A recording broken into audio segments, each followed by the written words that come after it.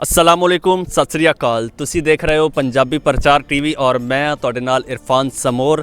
असी गुरुद्वारा करतारपुर साहब मौजूद हाँ। इस टाइम मेरे नाल एक खूबसूरत जा कपल मौजूद है, इन्हां नाल गलबात करने आ। सत श्री अकाल जी। सत श्री अकाल जी। कित्थों आए जी? लुधियाना पंजाब। अच्छा, तुहानू जी पाकिस्तान च वेलकम कहने आ। Welcome, very welcome. किद्दां लगा? बहुत बहुत रूहानीयत है इत्थे, बहुत ਜਿਹੜੀ ਅਸੀਂ ਸੋਚ ਕੇ ਆਏ ਸੀ ਸੋਚ ਉਹਦੇ ਨਾਲੋਂ ਕੁਝ ਅਲੱਗ ਸਾਨੂੰ ਐਕਸਟਰਾ ਮਿਲਿਆ।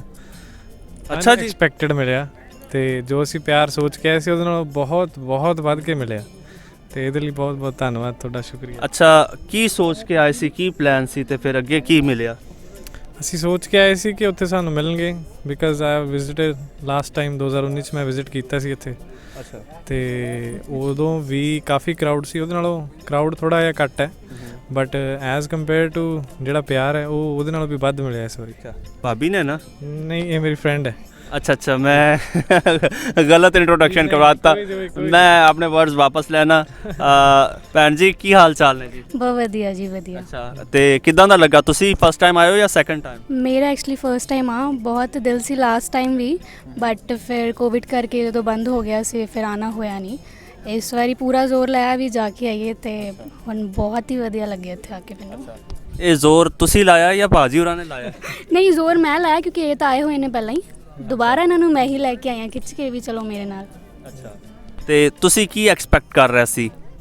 ਮੈਂ ਐਕਸਪੈਕਟ ਕੀਤਾ ਸੀ ਵੀ ਨਾਰਮਲ ਜਿਵੇਂ ਅਸੀਂ ਜਾਵਾਂਗੇ ਮੱਥਾ ਮੁੱਥਾ ਟੇਕ ਕੇ ਆ ਜਾਣਾ, ਬਟ ਇੱਥੇ ਆ ਕੇ ਇੱਥੇ ਦੇ ਲੋਕ ਇੰਨੇ ਵਧੀਆ, ਨੇਚਰ ਇੰਨਾ ਵਧੀਆ ਲੱਗਿਆ ਮੈਨੂੰ। ਸੱਚੀ ਐਕਸਪੈਕਟ ਨਹੀਂ ਕਰਿਆ ਸੀ ਵੀ ਇੰਨਾ ਪਿਆਰ ਮਿਲੂਗਾ, ਉਹਦੇ ਲਈ ਬਹੁਤ ਦਿਲੋਂ ਧੰਨਵਾਦ ਆ ਸੱਚੀ। ਅੱਛਾ, ਚੱਲ ਇਹ ਦੱਸੋ, ਜਦੋਂ ਲਾਸਟ ਟਾਈਮ ਇਹ ਇੱਥੋਂ ਹੋ ਕੇ ਗਏ ਸੀ 2 ਸਾਲ ਪਹਿਲਾਂ, ਤੇ ਇਹਨਾਂ ਨੇ ਕੁਝ ਸ਼ੇਅਰ ਕੀਤਾ ਸੀ ਇੱਥੇ ਬਾਰੇ? ਕੀ ਦੱਸਿਆ ਸੀਗਾ? ਹਾਂ, ਇਹਨਾਂ ਨੇ ਦੱਸਿਆ ਸੀ ਮੈਨੂੰ ਵੀ ਮੈਂ ਉੱਥੇ ਗਿਆ ਤੇ ਬਹੁਤ ਪਿਆਰ ਮਿਲਿਆ ਮੈਨੂੰ। ਮੈਂ ਤਾਂ ਹੀ ਮੇਰੇ 'ਚ ਵੀ ਹੋਰ ਜ਼ਿਆਦਾ ਐਕਸਪੈਕਟੇਸ਼ਨਸ ਹੋ ਗਈ ਵੀ ਮੈਂ ਵੀ ਜਾ ਕੇ ਆਵਾਂ, ਮੈਂ ਵੀ ਦੇਖਣਾ ਵੀ ਕਿੰਨਾ ਪਿਆਰ ਉੱਥੇ ਮਿਲਦਾ। ਤਾਂ ਇੱਕ ਇਹ ਵਜ੍ਹਾ ਵੀ ਸੀ, ਨਾਲੇ ਬਾਬਾ ਤਾਂ ਸਾਡਾ ਹੈ ਹੀ। ਅੱਛਾ, ਕੁਝ ਲੋਕ ਜਿਹੜੇ ਨੇ ਨਾ ਉਹ ਸਹੀ ਤਰ੍ਹਾਂ ਐਕਸਪਲੇਨ ਨਹੀਂ ਕਰ ਪਾਉਂਦੇ ਚੀਜ਼ਾਂ ਨੂੰ, ਔਰ ਕੁਝ ਲੋਕ ਫਿਰ ਹੁੰਦੇ ਨੇ ਉਹ ਐਗਜ਼ੈਜਰੇਟ ਕਰ ਜਾਂਦੇ ਨੇ।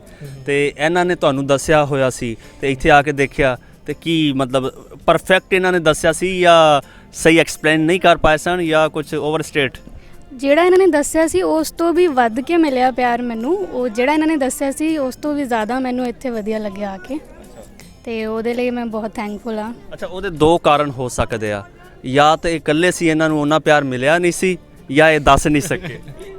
ਕਿਉਂ ਭਾਜੀ? ਨਹੀਂ ਨਹੀਂ, ਬਹੁਤ ਬਹੁਤ ਪਿਛਲੀ ਵਾਰੀ ਵੀ ਮੇਰੇ ਫਰੈਂਡਸ ਆਏ ਸੀ ਮੇਰੇ ਨਾਲ ਤੇ they are already very well wishers ਕਿ ਸਾਨੂੰ ਦੁਬਾਰਾ ਇੱਥੇ ਆਉਣ ਦਾ ਮੌਕਾ ਫਿਰ ਸਾਨੂੰ ਮਿਲਿਆ। ਉਹ ਬਾਏ ਚਾਂਸ ਫਿਰ ਦੁਬਾਰਾ ਨਹੀਂ ਆ ਸਕੇ, ਇਸ ਵਾਰੀ ਇਹਨਾਂ ਨਾਲ ਆਉਣਾ ਹੋਇਆ, so that is the thing.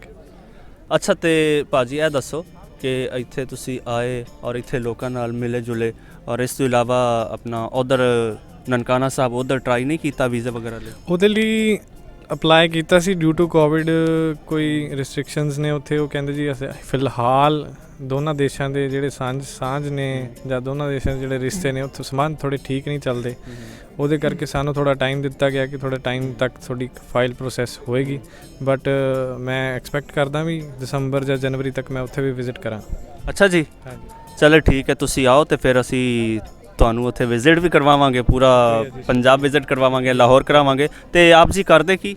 ਮੈਂ ਗਵਰਨਮੈਂਟ ਸੈਮੀ ਗਵਰਨਮੈਂਟ ਜੋਬ ਹੈ ਮੇਰੀ ਤੇ ਪ੍ਰੋਜੈਕਟ ਮੈਨੇਜ ਕਰਦਾ, ਕੰਸਟਰਕਸ਼ਨ ਐਂਡ PWD ਸਾਡੇ ਉੱਥੇ ਡਿਪਾਰਟਮੈਂਟ ਹੈ ਪੰਜਾਬ 'ਚ।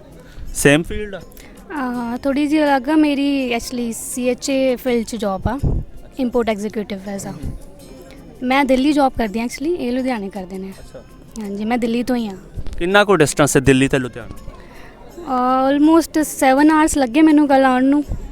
350 ਕਿਲੋਮੀਟਰ। ਅੱਛਾ, ਤੇ ਇੰਨੀ ਦੂਰ ਦੀ ਫਰੈਂਡ ਬਣਾਈ ਤੇ ਕਿੱਦਾਂ ਬਣਾ ਲਈ? ਨਹੀਂ, ਅਸੀਂ ਇਕੱਲੇ ਪਹਿਲਾਂ ਇਕੱਠੇ ਕੰਮ ਕਰਦੇ ਰਹੇ ਹਾਂ। ਅੱਛਾ, ਹਾਂ, ਹੁਣ ਥੋੜ੍ਹੇ ਕੁ ਸਾਲ 2 ਸਾਲ ਤੋਂ ਅਸੀਂ ਅਲੱਗ-ਅਲੱਗ ਕੰਪਨੀ 'ਚ ਜੁਆਇਨ ਕੀਤਾ ਤੇ ਪਰ ਮੁਲਾਕਾਤ ਸਾਡੀ ਕੰਮ ਦੇ ਰਿਲੇਟਡ ਹੀ ਹੋਈ ਸੀ। ਅੱਛਾ, ਤੇ ਆਪਣਾ ਪਰਿਵਾਰ 'ਚ ਹੋਰ ਕੋਈ ਇੱਥੇ ਆਇਆ ਵਾ ਜਾਂ ਤੁਸੀਂ ਹੀ ਆਏ ਹੋ? ਪਰਿਵਾਰ 'ਚ ਦੋਨਾਂ ਪਰਿਵਾਰਾਂ 'ਚੋਂ ਅਸੀਂ ਦੋਨੇ ਹੀ ਇੱਥੇ ਪਹੁੰਚੇ ਹਾਂ ਫਿਲਹਾਲ। ਵੱਡਿਆਂ 'ਚੋਂ ਕਦੇ ਨਹੀਂ ਕੋਈ ਆਇਆ? ਨਹੀਂ, ਉਹ ਨਹੀਂ ਆਏ।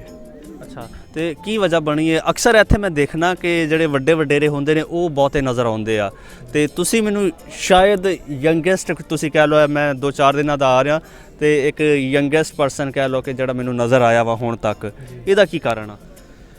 ਕਾਰਨ ਸਿੱਖ ਧਰਮ ਨਾਲ ਸਾਡੀ ਸ਼ੁਰੂ ਤੋਂ ਸਾਂਝ ਹੈ। ਸਾਨੂੰ ਸਿਖਾਇਆ ਗਿਆ ਮਾਂ ਪਿਓ ਨੇ ਕਈ ਗੱਲਾਂ ਜਿਹੜੀਆਂ ਆਪੇ ਹੀ ਉੱਗ ਪੈਂਦੀਆਂ ਨੇ, ਪੁੰਗਰਦੀਆਂ ਨੇ ਆਪਣੇ ਦਿਲ ਦੇ ਵਿੱਚ।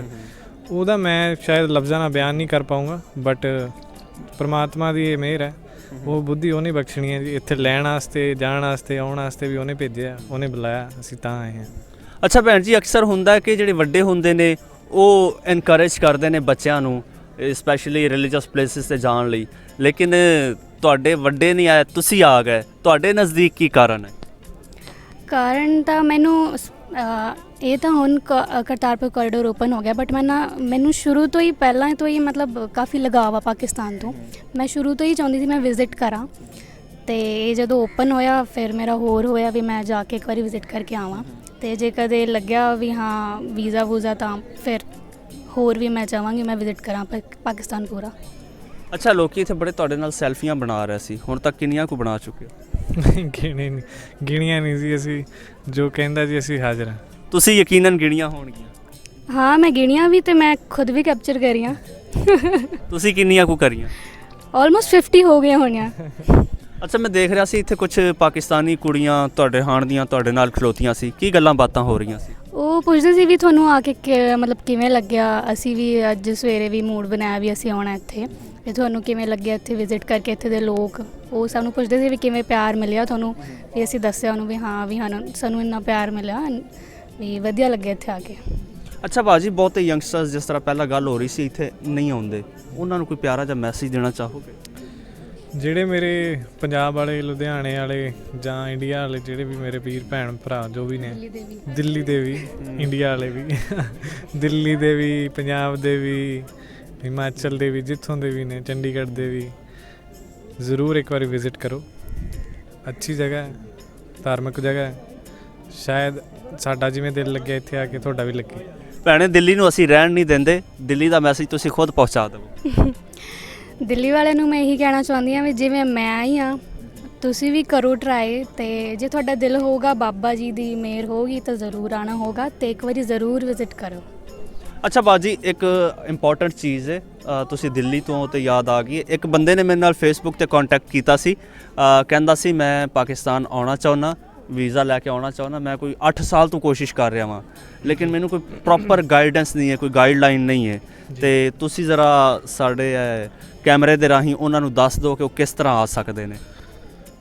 ਐਕਚੁਅਲੀ ਜੇ ਪਾਰਟਿਕੂਲਰ ਕਰਤਾਰਪੁਰ ਸਾਹਿਬ ਵਾਸਤੇ ਆਉਣਾ ਤੇ ਸਾਡੇ ਉੱਥੇ ਨਹੀਂ ਪਾਕਿਸਤਾਨ ਉਧਰੋਂ ਵਾਗਾ ਰਾਹੀਂ ਜੀ ਨਨਕਾਣਾ ਸਾਹਿਬ, ਜੇ ਪੂਰੇ ਪਾਕਿਸਤਾਨ ਦੀ, ਜਿਵੇਂ ਮੈਂ ਤੁਹਾਨੂੰ ਪਹਿਲਾਂ ਦੱਸ ਚੁੱਕਿਆ ਵੀ ਹਲੇ ਪਰਮਿਸ਼ਨਸ ਥੋੜੀ ਜਿਹੀਆਂ ਰਿਸਟ੍ਰਿਕਸ਼ਨਸ ਹੈਗੀਆਂ ਡਿਊ ਟੂ ਕੋਵਿਡ। ਪ੍ਰੋਸੀਜਰ ਸਭ ਤੋਂ ਪਹਿਲਾਂ ਤੁਹਾਨੂੰ ਇੰਡੀਅਨ ਐਮਬੈਸੀ ਨੂੰ ਅਪਰੋਚ ਕਰਕੇ, ਉੱਥੇ ਪਾਕਿਸਤਾਨ ਐਮਬੈਸੀ ਦਾ ਆਫਿਸ ਹੈ, ਉੱਥੇ ਤੁਹਾਨੂੰ ਆਪਣੇ ਡਾਕੂਮੈਂਟਸ ਜਮ੍ਹਾਂ ਕਰਵਾਉਣੇ ਪੈਣਗੇ, ਆਪਣਾ ਪਾਸਪੋਰਟ, ਆਈਡੀ, ਸਾਰੇ ਤੁਹਾਡੇ ਜਿਹੜੇ ਵੀ ਗਵਰਨਮੈਂਟ ਆਈਡੀ ਪ੍ਰੂਫਸ ਨੇ ਇੰਡੀਆ ਦੇ, ਉਹ ਜਮ੍ਹਾਂ ਕਰਵਾ ਕੇ ਉੱਥੇ ਐਪਲੀਕੇਸ਼ਨ ਫੀਸ ਜਮ੍ਹਾਂ ਕਰਵਾ ਕੇ ਫਿਰ ਫਾਈਲ ਪ੍ਰੋਸੈਸ ਹੋਏਗੀ।